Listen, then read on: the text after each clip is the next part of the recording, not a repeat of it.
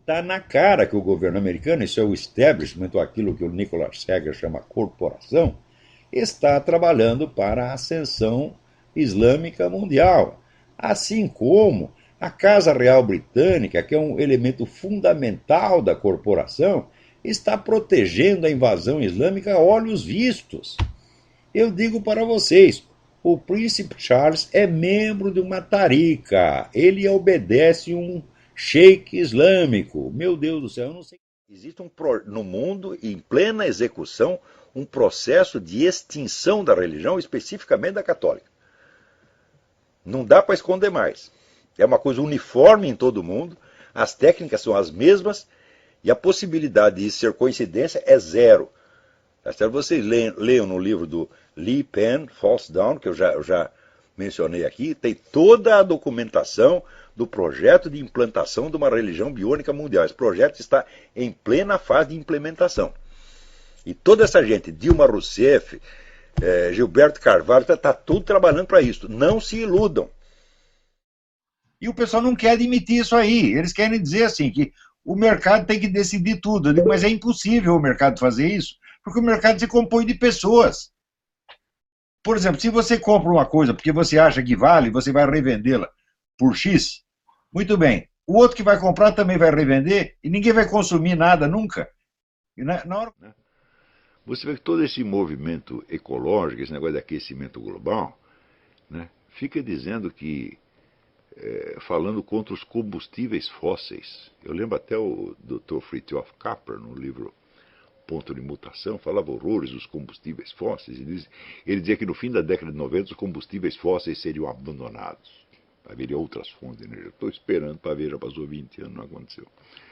Acontece que os cientistas descobriram hidrocarbonetos de uma galáxia que fica na puta que eu pariu. Onde nunca teve dinossauros e nunca teve fóssil, porra. Então, combustível fóssil é a puta que eu pariu, você tá entendendo? Combustível fóssil é o cu da sua mãe. Não existe combustível fóssil, porra nenhuma. Isso é uma farsa, uma palhaçada. Hein? Então, olha aí. Então, o fato... Você veja, a Pepsi Cola está usando células de fetos abortados, né, como adoçante nos refrigerantes.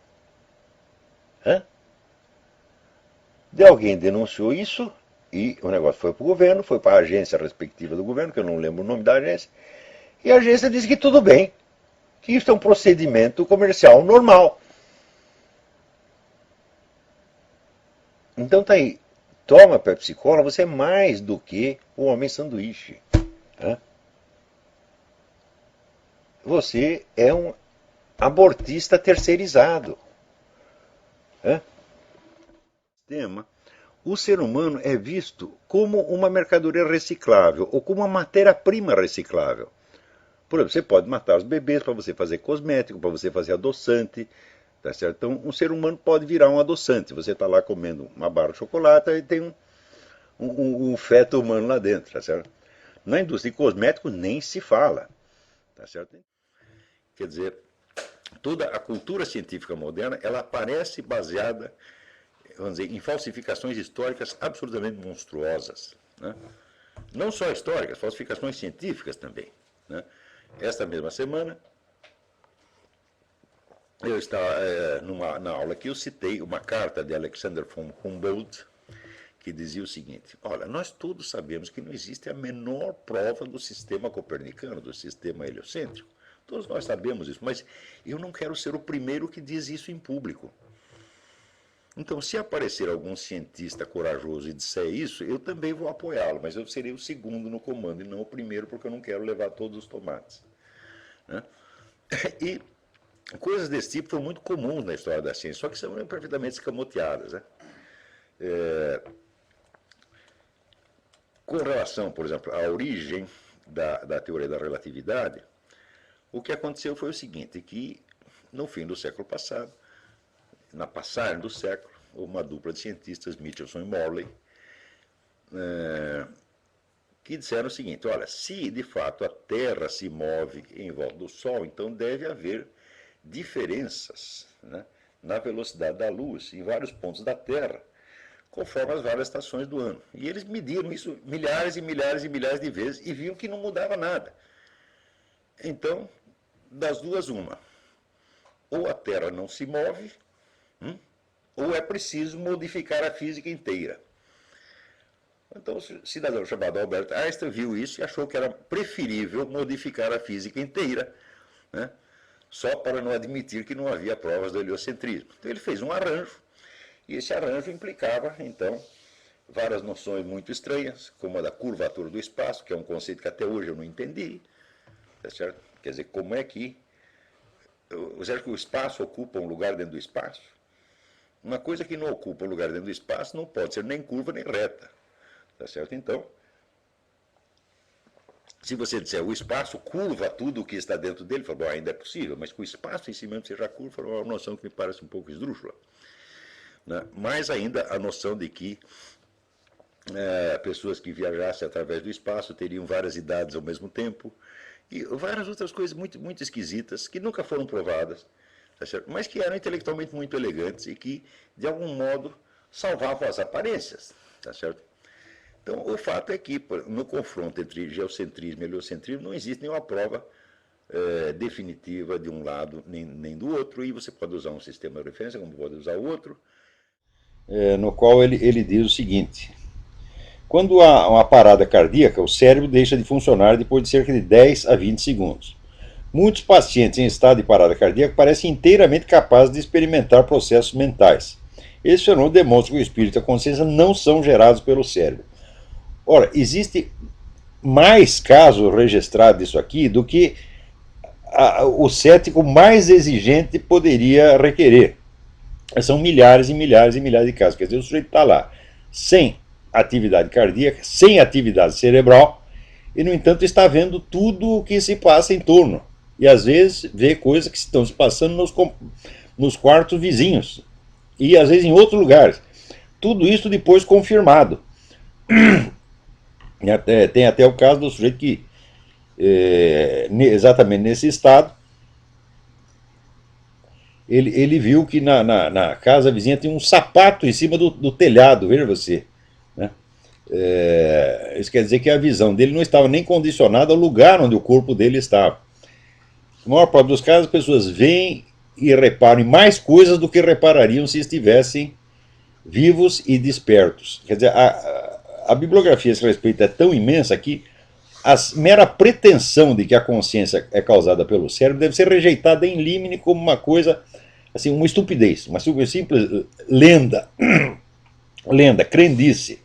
Não há nenhuma prova, nenhum sinal, mesmo remoto, de que a consciência seja causada pelo cérebro. E há milhares e milhares e milhares de provas de que pessoas sem nenhuma atividade cardíaca ou cerebral continuam tendo consciência.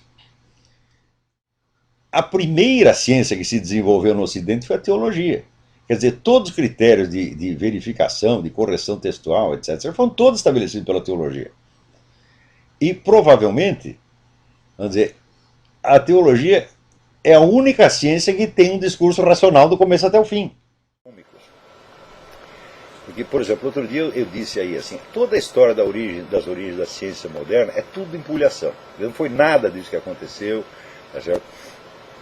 Então, por exemplo, a ideia de que não, a ciência moderna, a razão e as luzes, né, expulsaram a superstição, a astrologia, a alquimia, etc., etc., e criaram uma nova era de ciência e racionalidade. Isso é absolutamente falso, absolutamente falso. O que eu estou dizendo é resultado, assim, vamos dizer, de estudos que eu fiz em livros publicados nos últimos 70 anos que maciçamente confirmam essa tese. Como ninguém no Brasil lê esses livros, então a minha afirmação parece chocante.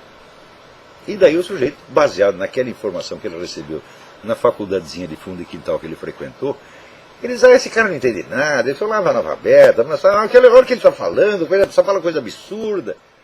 A União Soviética foi que armou a Alemanha nazista em segredo. Não existiria exército nazista e não existiria perigo nazista se não fosse o plano de Stalin de usar os nazistas como ponta de lança da revolução. Tanto é que o Stalin ajudou o Hitler, né? Exatamente, se não fosse Stalin não existia. Hoje, no começo foi o livro do Ernest Toppich, o primeiro que levantou essa lebre. Stalin's War, o livro chama, um clássico, né? Hoje tem uns 20 livros documentando isso, sobretudo com material dos arquivos de Moscou quando foram reabertos. Hoje essa tese está mais do que provada. O Stalin planejou toda a Segunda Guerra com antecedência, usando os nazistas como instrumento, como ele dizia, o navio quebra-gelo da Revolução. Por exemplo, todas essas proibições de fumo que tem aí, elas são manifestamente destinadas, vamos dizer, a inibir a conduta do sujeito. Então, isso aí é extinção de comportamento. Isso é uma técnica psicoterapêutica. Só que os caras estão submetendo você a essa técnica sem você tê-los autorizado. Quer dizer, quem foi que autorizou o Ministério da Saúde, tá certo, a aplicar em mim uma técnica terapêutica que eu não pedi, que eu não solicitei? Então isso aí, obviamente, é uma prática ilegal da medicina. Por exemplo, se você tem um cachorro, você entende o cachorro? Não, é claro que não entende. Se você tem um gato, vai entender a cabeça de um gato? Não entende, no entanto, você tem amor por ele. Mulher também. Não é para entender, meu filho. Tá vendo? Agora, falando em África, alguém me pergunta o seguinte aqui. Olha aqui, o Toussaint Louverture, fundador do Haiti, dedicou o país ao Exu. E a cidade de São Luís de Paraitinga, que foi destruída agora, né, pelas enchentes, é a sede nacional das festas do Saci Pererê, que é o Exu. Né? E a Louisiana, né, onde teve o furacão Katrina, que destruiu tudo, né, é a central da macumba aqui nos Estados Unidos. Então o pessoal pergunta, será que isso é uma sentença divina? Eu falo, eu não sei. Né? Mas aqui eu acho, aqui isso é opinião pessoal, eu não tenho provas disso. Eu acho que essas macumbas dão um azar desgraçado, porque onde tem isso, todo mundo se ferra. É uma constante histórica. É isso. Você não vê, por exemplo, você vê aqui nos Estados Unidos, qual é o lugar do mundo onde os negros vivem melhor? Aqui nos Estados Unidos. E o padrão de vida comparável de todo mundo, estão lá no Senado, estão na presidência das empresas, estão milionários, fizeram o presidente da República. Tem algum deles praticando macumba? Não tem. É tudo pastor protestante, porra.